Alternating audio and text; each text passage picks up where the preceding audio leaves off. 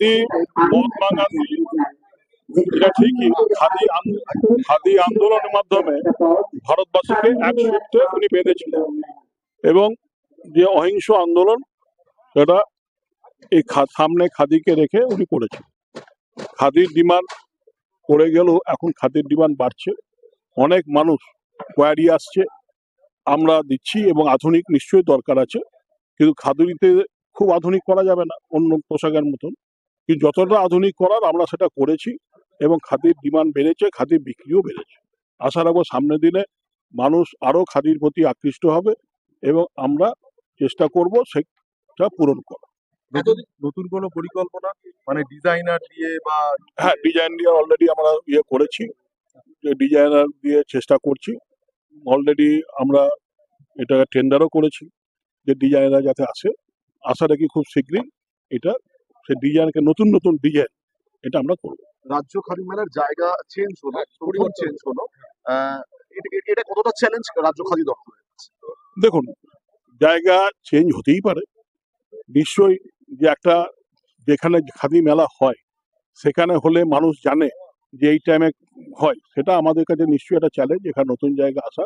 আমরাও সেটা চেষ্টা করছি এবং আমরা খুব সৌভাগ্যবান যে এখানকার যিনি কাউন্সিলর ছিলেন তিনি কমিটমেন্ট করলেন যে তার এই ইউটিউবের মাধ্যমে খুব মানে এমনিভাবে, যেহেতু এখন মাইক ব্যবহার করতে পারবো না, পরীক্ষা চলছে এবং এটা 25 তারিখ পর্যন্ত মেলাটা হবে, সেই জন্য পুরোটাই পরীক্ষার মাঝখানে হবে বলে সেটা উনি বলেছেন। আমরাও আমাদের দপ্তর থেকে চেষ্টা করছি যেটা প্রচারটা বেশি করতে।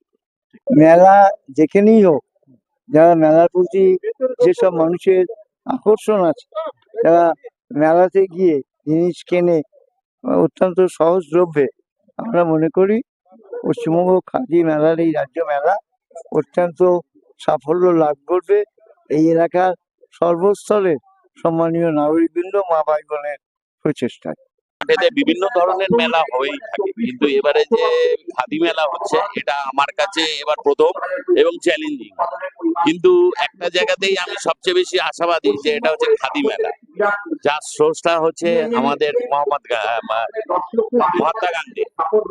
তা আমি সবচেয়ে বেশি আশাবাদী এই কারণে যে খাদি মেলার যে সমস্ত খাদি জিনিসপত্র আছে আধুনিকরণের পরে সমস্ত নতুন যারা প্রজন্ম এবং আগের প্রজন্ম সকলকে মেলবন্ধন করে এই খাদি মেলার সমস্ত জিনিসপত্র নিয়ে সমস্ত জেলার থেকে এখানে এসেছে, যার ফলে আমার মনে হয় এবারে বেচা কেনা আরো বেশি হবে।